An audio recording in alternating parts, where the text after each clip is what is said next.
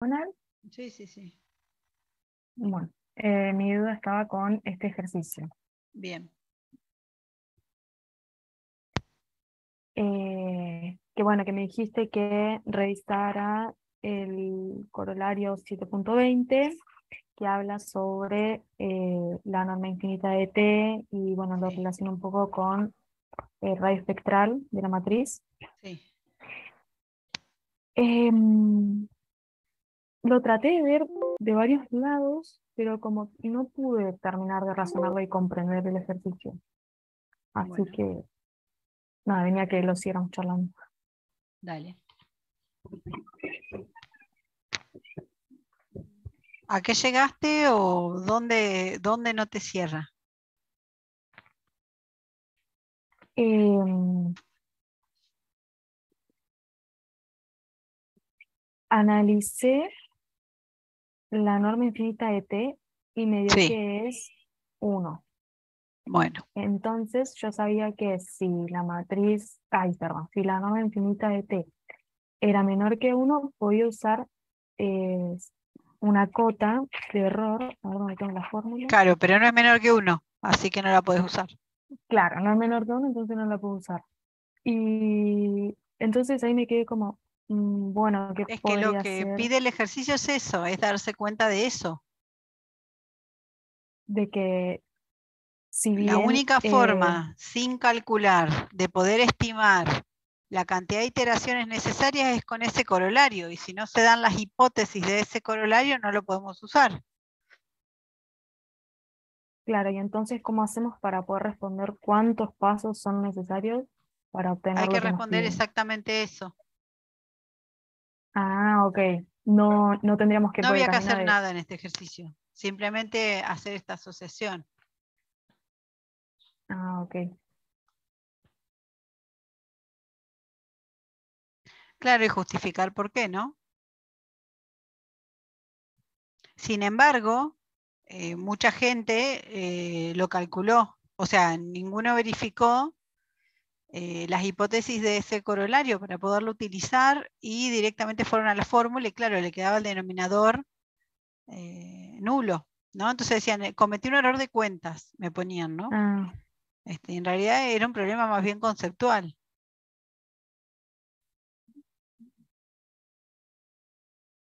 genial, ahí estoy anotando.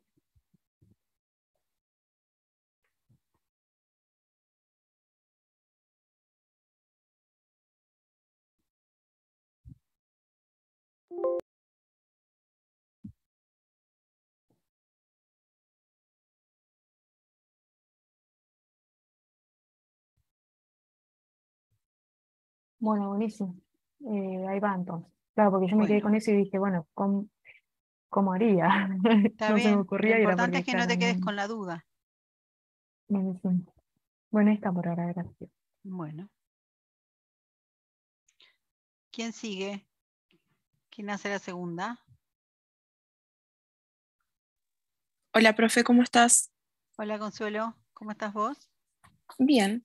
Bueno, Em, Mi duda era con respecto a un ejercicio que me causó mucha duda, que era el tema de llegar a las ecuaciones normales de mínimos cuadrados. bueno. Em, no sé si podríamos ver más o menos cómo habría que resolverlo porque no sabía ni por dónde arrancar con esos ejercicios. Lo importante es ubicar cuáles son las ecuaciones que se llaman ecuaciones normales. Ujú. Para mí, o por lo menos por lo que estuve estudiando hasta ahora, es cuando uno deja la sumatoria de los términos de i despejados del resto de los términos, pero también hay que trabajarlos para que queden de cierta manera y ahí estaba mi duda. ¿Lo tenés escrito para que lo podamos ver? Como para compartir pantalla, ahora no, pero sí Bueno, tengo un desarrollo.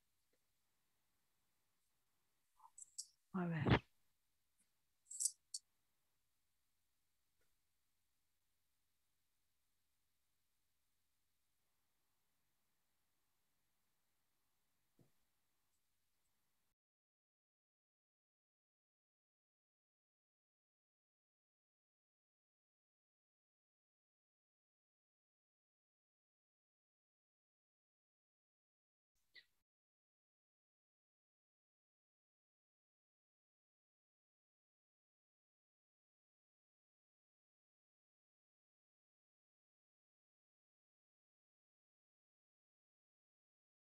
¿Alcanzan a ver? Sí, sí, se ve bien. Porque últimamente cuando comparto pantalla desde esta compu, la cosa se complica. Bueno, si vamos al capítulo 8.1, ¿sí? Que es el de teoría de la aproximación, estoy usando la versión vieja que es la que tengo acá en la compu. Lo que nosotros hacemos es armar el error al cuadrado, la suma de los errores al cuadrado, que vendría a ser el método, ¿sí?, de mínimos cuadrados. Se convierte en mínimos cuadrados cuando yo derivo esto con respecto a las variables a 0 y a 1 y lo igualo a 0, ¿sí? Entonces yo hago esa cuenta, que es la que está acá abajo, ¿ven? Antes de cambiar a la próxima hoja. Y en esas dos ecuaciones yo obtengo lo que se llaman las ecuaciones normales, que está acá incluso en el libro escrito en negrita, ¿ven? Sí, sí, se ve. Y eso es todo. Estas son las ecuaciones normales. Claro, lo que me pasó, profe, es que yo tenía que llegar a las ecuaciones normales desarrollando a partir de un polinomio de grado 3, o por lo Bueno, pero eso menos... no es un ejercicio de final nuestro. Ah, o sea que las ecuaciones normales sí o sí con A0 y A1 nada más. No, en este caso están hechos con A0 y A1. Si vos tuvieses un polinomio de grado 3 lo podrías hacer, te quedarían más términos, ¿no? Porque necesitarías, si tenés un polinomio de grado 3, Claro, serían 4 constantes claro, o tenés 4, 4 constantes, sí. Claro, exactamente. lo había empezado así y había derivado parcialmente respecto de esas 4 constantes. Exacto, se hace exactamente lo mismo, pero vas a tener más ecuaciones y más incógnitas.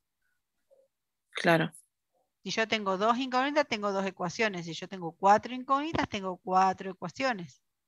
En realidad se puede generalizar para un polinomio de grado m, ¿no? Que eso sí está hecho en el libro para grado m. sí. Ese m se puede em, convertir, si lo reemplazo por 2, recupero esto. Bien.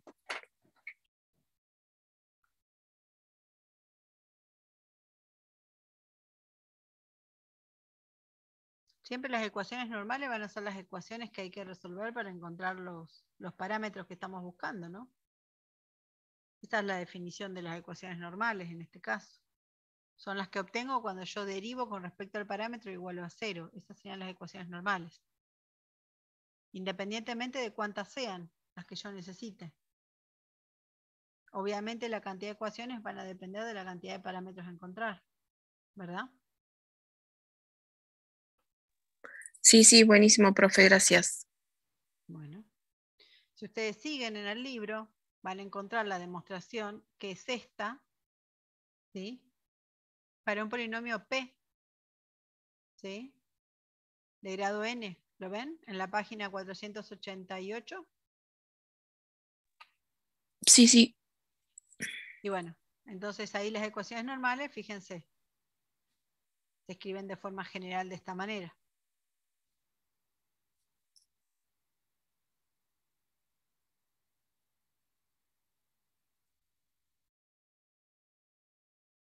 ¿Alguna otra consulta? Hola Ian, ¿cómo estás?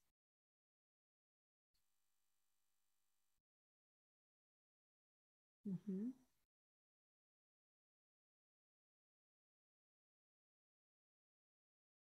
Bueno.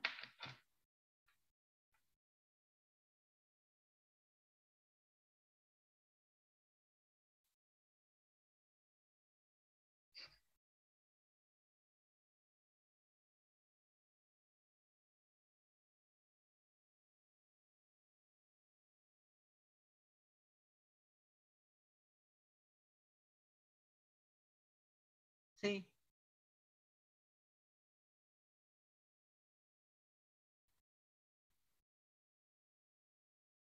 Ujú. Sí.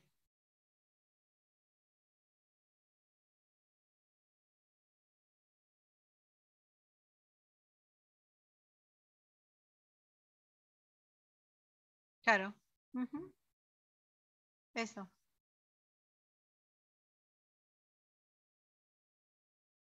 Sí.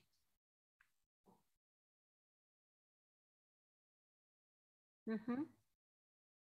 Exactamente.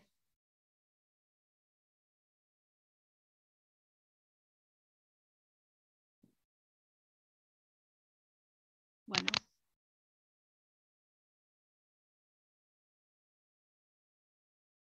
sí. Simplemente lo justificás mirando el enunciado que te dice que vos tenés un H. Siempre y cuando que vos tengas las cuestiones acá de los puntos equiespaciados, vos vas a saber que es una fórmula de Newton-Cotes. Claro, claro, porque es la característica que tienen estas fórmulas de cuadratura, tener los nodos equiespaciados. Cuando vos tenés una fórmula de cuadratura en donde la elección de los nodos es además necesaria junto con la elección de los pesos, ¿no? O sea, esos coeficientes que premultiplican las f evaluadas en los puntos, ahí estás en una fórmula de cuadratura general en donde vos no tenés la garantía de que los puntos están equiespaciados. Y eso va a tener la ventaja que se van a elegir estratégicamente, van a quedar elegidos óptimamente, digamos, los puntos, no necesariamente equiespaciados. Pero cuando vos ya los tenés equiespaciados, ya esas son las fórmulas de Newton-Cotes. ¿Sí? Sí, sí. En realidad esta la usé para un ejemplo, nosotros vemos las cerradas, no van a aparecer estas cosas. Aparecen más bien para este tipo de problemas, no es esperable que ustedes se sepan la fórmula y se les va a preguntar cuál es la fórmula del punto medio ni nada por el estilo, sino que bueno, para desafiarlos un poco les traje esto, que es otra forma de pensar las fórmulas, ¿no? Porque esto que está en el punto del medio generó una dificultad y estuvo bueno. No es necesario que se la aprendan ni nada por el estilo. Fíjense que en ningún momento hablamos del nombre de la fórmula ni nada porque no importa. Es una fórmula de cuadratura. Cualquier fórmula que aproxime con una sumatoria el valor de una integral es una fórmula de cuadratura. Esa sería como la definición. Entonces cualquiera sirve. ¿Sí? Entonces hicimos estos análisis de esta, pero no es que se la tienen que aprender ni nada, ¿no?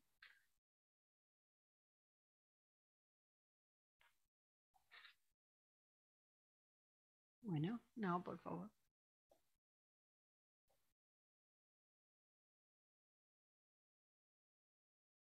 ¿Alguna otra consulta?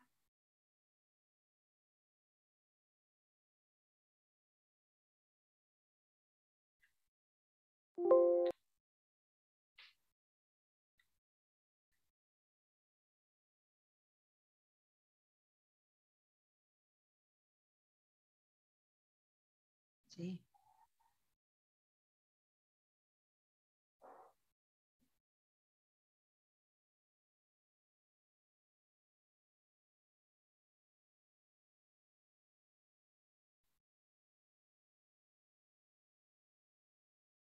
Uh-huh. Uh-huh.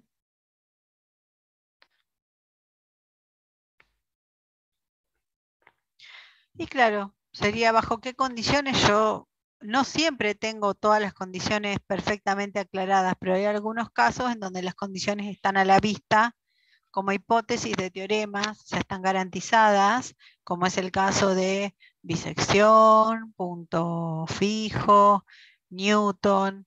Entonces, en esas condiciones en las que están bien demostradas cuáles son, nosotros tenemos esa certeza. Entonces, por ahí se les pide eso, ¿no? Decir, bueno, ¿bajo qué condiciones el método de bisección converge? ¿Bajo qué condiciones el método de Newton converge? Y así sucesivamente. Por ejemplo, ¿bajo qué condiciones el método de Newton converge? ¿Qué podríamos decir?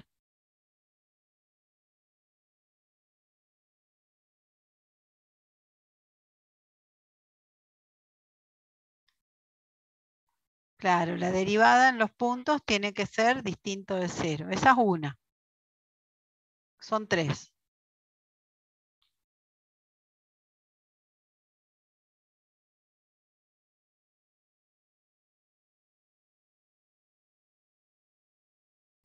Sí, o más específicamente que ese valor inicial sea lo suficientemente cercano a la raíz.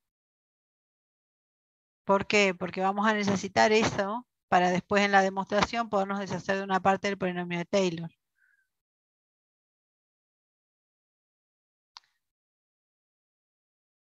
Y que la función además sea C2, es decir, con derivada segunda continua. Eso nos va a permitir poder calcular ese polinomio de Taylor que nos va a permitir armar el método. Entonces hay justificaciones para pedir las cosas que se piden y bueno, eso conceptualmente tiene que estar claro, porque esa demostración, particularmente la de Newton, nosotros la vemos. ¿Sí? Se puede pedir además en el examen, ¿no? Puede ser uno de los ejercicios.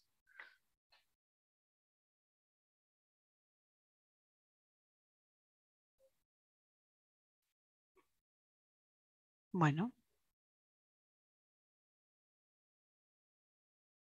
De nada.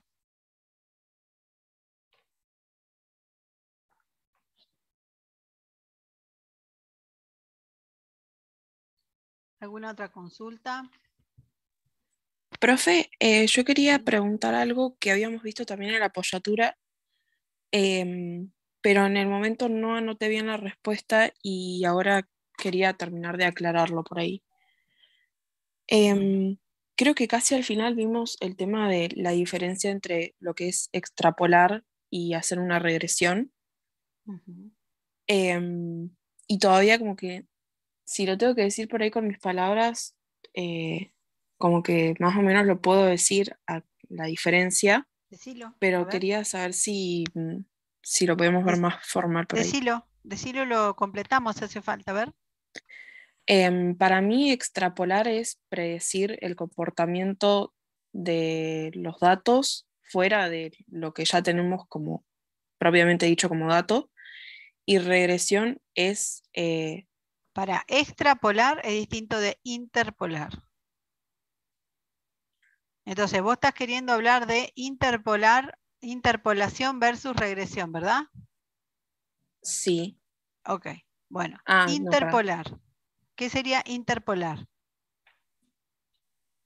Claro, que ahí ya, porque me estoy confundiendo con extrapolación, claro. Claro, por eso. Vamos a la comparación que es interpolación, regresión, ¿verdad? Sí. Ok, bueno.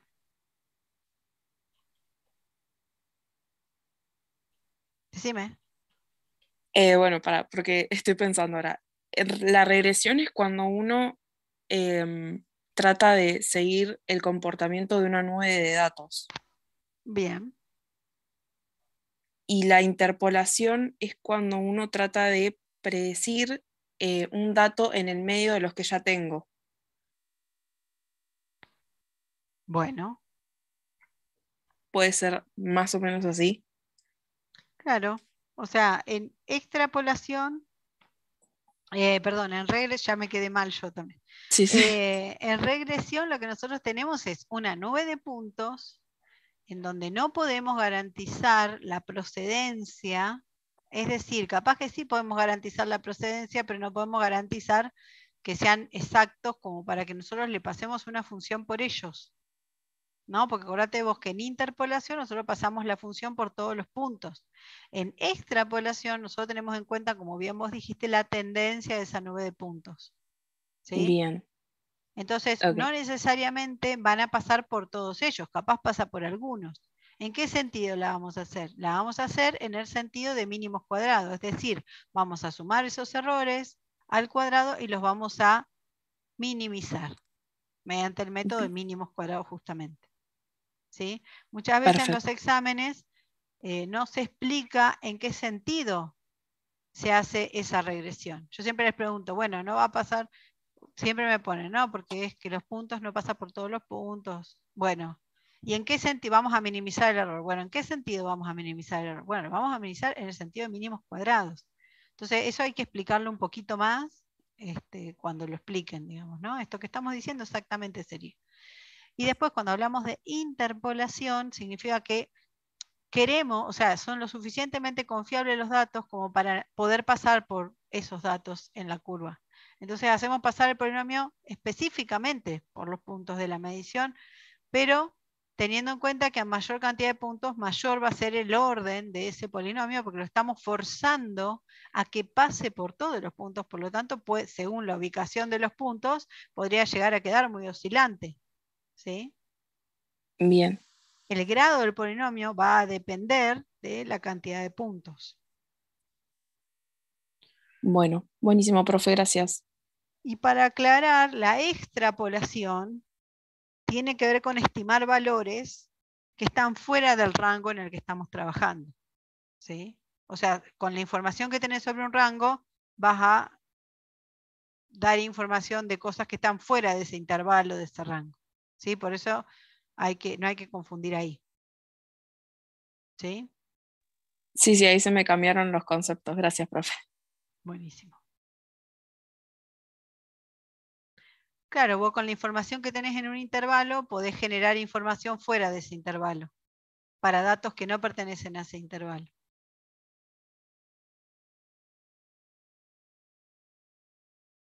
Es como que vos podés estimar más, estás trabajando en el 0,1 y podés estimar más fuera del 0,1. Con lo que pudiste observar en el 0,1. ¿No? Por ejemplo, en el 1,5. Vos ya ves la tendencia en el 0,1 y podés decir algo del 1,5. Una cosa así. Entonces por ahí una palabrita que cambia ya cambia el concepto. ¿Sí?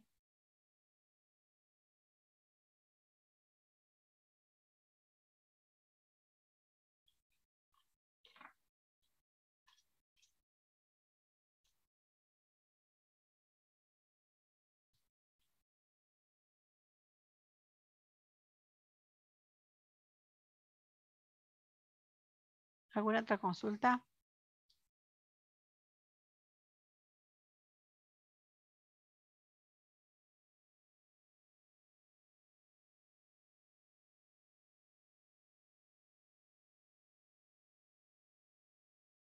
Bueno. Profe, tengo una consulta. ¿Se escucha? Sí, Marco, ¿cómo estás? Bien. Tengo una consulta en el método de Gauss-Seidel. Sí. ¿Existe una forma de obtener la matriz de iteración T como se hace en Jacobi cuando se tiene el sistema completo? ¿O directamente la única forma es con el método matricial? Con el método matricial hacelo. Bien, Hacelo de esa manera. Porque cuando vos despejás las X, el que te queda es Jacobi. claro. ¿Sí? Claro, y la matriz, La matriz T de Gauss-Seidel es distinta a la matriz T de Jacobi. claro, O no sea, esas cumple la condición. modificaciones que se hacen en esta cuestión de utilizar los nuevos valores apenas son calculados, modifica la matriz T. Por eso la matriz T de Jacobi es distinta que la matriz T de Gauss-Seidel. Y eso no se puede obtener rápidamente despejando simplemente, sino hay que tener en cuenta eso. Entonces, la forma para evitar que nos equivoquemos ahí es usar directamente el análisis matricial. Bien, buenísimo. Y, profe, tiene otra consulta en Richardson. Sí. ¿Ustedes escuchan todos los ruidos que hay acá? Porque es como que azotan las puertas. Un desastre. ¿O no No, escuchan? no se escucha. Ah, bueno, lo escucho yo nomás. Ok. Sí. No, la duda era si el ejercicio no aclara, una vez, o sea, si queremos aplicar Richardson, ¿por qué H reemplazar, no? Si por H sobre 2 H sobre 3 lo Sí. que sea, para darnos cuenta qué Si el valor de ejercicio H. no te aclara, vos podés hacer lo que vos quieras. Bien. Si para vos lo más fácil es H sobre 2, hacé con H sobre 2. Bien. ¿Sí? A veces el ejercicio te aclara porque la elección esa puede tener consecuencias. Por ejemplo, fíjense en ese ejercicio, en la sección de la extrapolación de Richardson, en donde utilizando H igual a 2H, yo obtengo una mejora de la fórmula de aproximación a la derivada. Claro, ¿sí? sí, sí.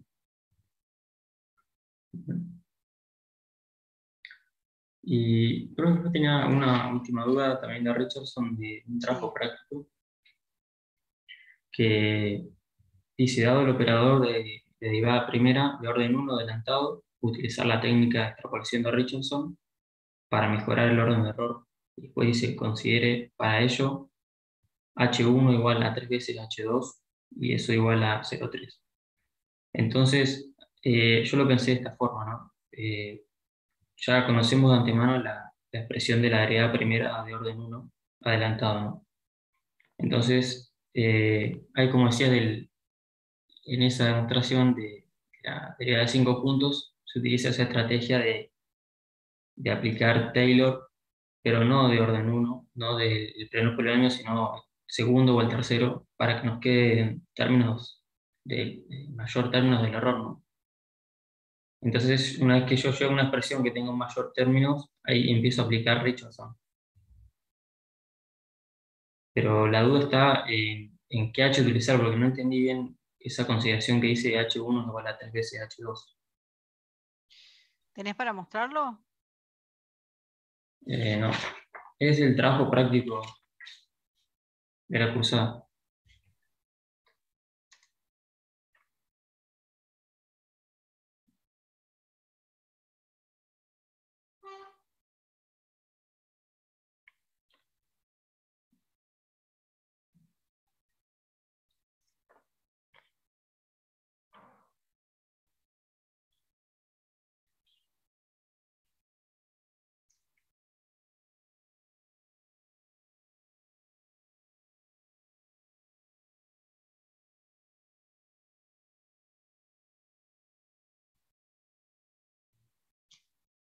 A ver, ¿qué ejercicio sería? ¿El 5? Creo que es el último. Yo tengo, no sé si cambió el trabajo práctico. Bueno, yo estoy viendo acá en la PEDCO. No sé si será el mismo que vos tenés. Dice, Ah, dado el operador de derivada primera de orden 1 adelantado, utiliza la técnica de extrapolación de Richardson para mejorar el orden del error. O sea que vos tenés que agarrar la fórmula esa que tiene un H sí, y reemplazar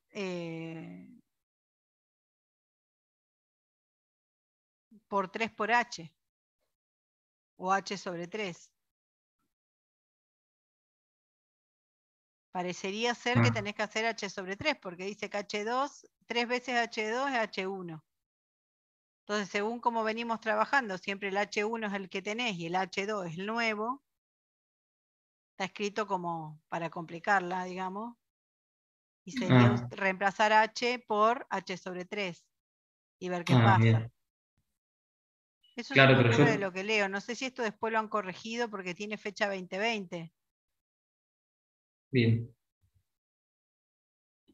Entonces, obviamente reemplazás en esa fórmula de la derivada primera adelantada, el H por H sobre 3, y comparás las dos fórmulas y te fijás por cuánto tenés que multiplicar el término del error para que se te anule al operar con la fórmula nueva y que te quede un orden mejor que el que tiene, o el orden siguiente que el que tiene. claro, ahí la duda era si yo tengo que, previamente a eso, aplicar Taylor para generar un término más, Y como sí, hacíamos en porque la si no, ¿cómo demostración lo de vas a hacer? claro, Claro. hago un Taylor del segundo polinomio o el Necesitas, tercer polinomio. claro, necesitas tener uno o dos términos más para que realmente saber cuál es el que sigue. Bien, Sí, está bien. medio raro, ¿eh? Pero claro, Sí, tenía la sin duda. un Taylor, ¿cómo vas a adivinar qué término sigue? Claro, Para que este ejercicio esté bien, por ejemplo, habría que agregarle, por ejemplo, realizando un Taylor de grado tanto o de orden tanto, o donde el error después de aplicar Taylor es tal, ¿no? Por más capaz no te ponen cuál es la derivada primera de orden 1 adelantado para que vos la tengas que saber, pero necesitas alguna ayudina acá porque es como que o te aclaran lo del Taylor o te dan el error o algo. Claro, Y no es como que es adivinación, ¿viste? Es como bien, difícil. ¿Sí? bien, bien, buenísimo, esa era la duda. Buenísimo.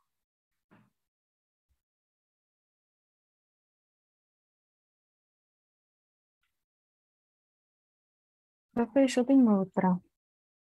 ¿Sí? Bueno, en uno de los ejercicios dice comentar brevemente qué significa el concepto de estabilidad del error de integración y derivación. Bien. Mi pregunta va a el error, ¿habla de el error en general o va orientado al error de redondeo? ¿Cómo dice el enunciado? Comentar brevemente qué significa el concepto de estabilidad del error de integración y derivación. ¿Eso está escrito así, en Sí. original, o es una copia? Eh,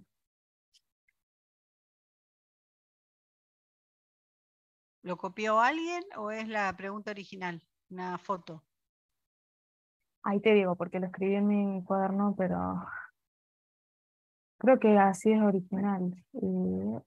Ya te digo, Bueno, igual hace referencia al error en general, ¿no? Desde el punto de vista de las fórmulas de aproximación, que nosotros tenemos error de truncamiento y error de redondeo, ¿sí? O sea, obviamente está asociado el análisis del error de redondeo, pero el análisis de error de redondeo incluye el análisis de error de truncamiento también, porque nosotros en integración, lo que está hecho en el libro, por ahí no tiene en cuenta lo de truncamiento, pero en derivación sí. Igual tiene que ver con esto de observar cómo el error de redondeo afecta el error total, ¿no? claro, Porque en el error de truncamiento, ya sea por derivación o por integración, siempre es un h al algo multiplicado por una constante. Entonces siempre está multiplicando y no hay problema. O sea, el error de truncamiento no afecta al error total, como sí lo va a afectar el error de redondeo, porque en derivación nos va a quedar dividiendo y en integración nos va a quedar multiplicando. Entonces en integración no vamos a tener problema de estabilidad y en derivación sí. sí,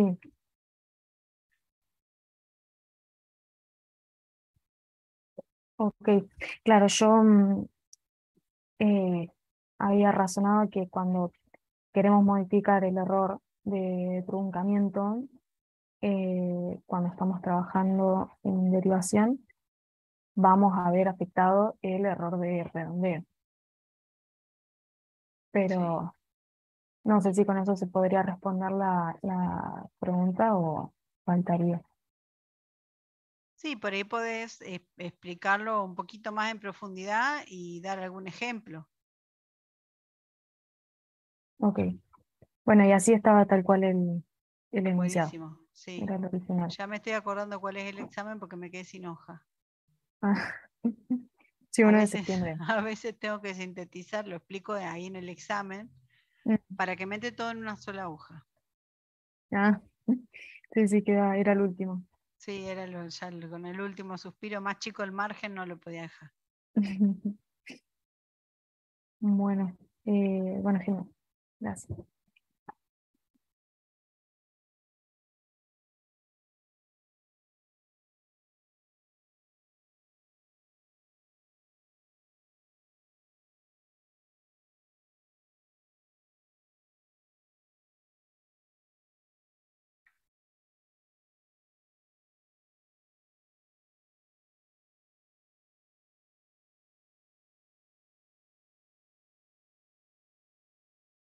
¿Alguna otra consulta?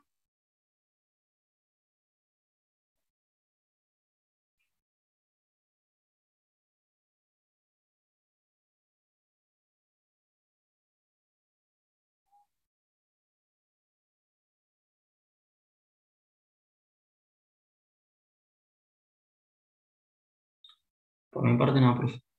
Bueno,